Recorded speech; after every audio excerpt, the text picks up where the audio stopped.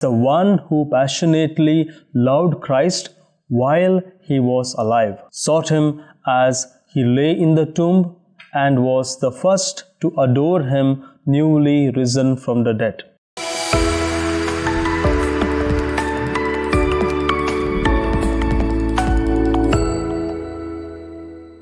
In the year 2016, Pope Francis raised the level of liturgical memory of Saint Mary Magdalene from a memorial to a liturgical feast.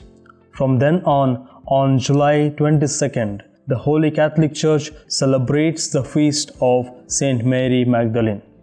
She was from Magdala, a small fishing town on the Sea of Galilee, between Capernaum and Tiberias. She was known to be a great sinner, a woman of the streets who heard Jesus speak of mercy and forgiveness of God, and changed her life completely. She had stood with Mary, Mother of God, at the foot of the cross on the brutal Good Friday, and had been by the side of Mary during these difficult hours. On Easter morning, she went with the other women to the tomb, and it was there in the garden near the tomb that Jesus appeared to her. It was she who brought the news of the resurrection to the apostles, and Peter and John went to the tomb to see what had happened. Therefore, St. Thomas Aquinas called her Apostola Apostolorum, Apostle of the Apostles. She was sent to those who would be sent to bring the good news of great joy of Jesus' resurrection to the entire world. Dear friends, what can we learn from the life of Saint Mary Magdalene? We can learn two special attitudes of her which are mentioned in today's preface of the Mass, and they are adoration and mission. The preface presents her as the one who passionately loved Christ while he was alive, saw him dying on the cross, sought him as he lay in the tomb, and was the first to adore him newly risen from the dead. The text then highlights that the saint, honored with the mission of being an apostle of the apostles. Love is what characterizes the life of Mary Magdalene. Passionate love. As the readings of the Mass recall, I sought him from my soul loves. I sought him but found him not. I will rise now and go about the city, in the streets and in the squares. I will seek him whom my soul loves. Song of Songs, chapter 3, verse 1-2. For the love of Christ possesses us, says St. Paul, writing to 2 Corinthians chapter 5, verse 14. A love that leads to seeking the Lord, as the responsorial psalm goes, O God, you are my God.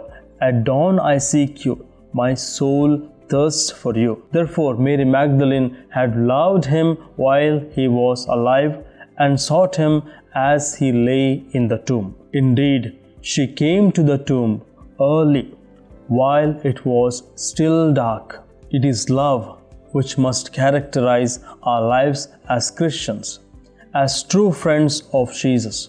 A love that leads to seek the Lord, to seek Christ in order to love him as Mary Magdalene did. Pope Francis' words in Evangelii Gaudium help us in this when he tells us how good it is to stand before a crucifix or on our knees before the Blessed Sacrament and simply to be in his presence. How much good it does to us when he once more touches our lives and impels us to share his new life. What then happens is that we speak of what we have seen and heard. Saint Mary Magdalene seeks the Lord, and when she finds him, she adores him. She is the first to adore the Lord. Mary Magdalene reminds us of the need to recover the primacy of God. God must occupy the first place. Adoration must take place in our lives. Dear friends, we need to ask ourselves, do we worship the Lord? Do we turn to God only to ask Him for things? Or do we also turn to Him to adore Him? What does it mean then to adore God? It means learning to be with Him, to stop to talk with Him, sensing that His presence is the truest, the best, the most important thing of all. Dear friends, Mary Magdalene is the first witness of this twofold attitude to adore Christ and to make Him known. In the Gospel, Jesus told her, "Go to my brethren and say to them, I am ascending to my Father and your Father, to my God and your God." Mary Magdalene went and said to the disciples, "I have seen the Lord." And she told them that He had said these things to her. Ultimately, we must focus our lives on Christ and His gospel, on the will of God, stripping ourselves of our plans, to be able to say with St. Paul, "It is no longer I who live, but Christ who lives in me." Galatians 2:20. As the apostle of the apostles, Mary Magdalene goes out of herself in order to go to Christ with adoration and mission. Along the same lines, Pope Francis states, this exodus from ourselves means setting out on a path of adoration and service. The exodus leads us on a journey of adoring the Lord and of serving Him in our brothers and sisters. To adore and to serve, two attitudes that cannot be separated, but must always go hand in hand.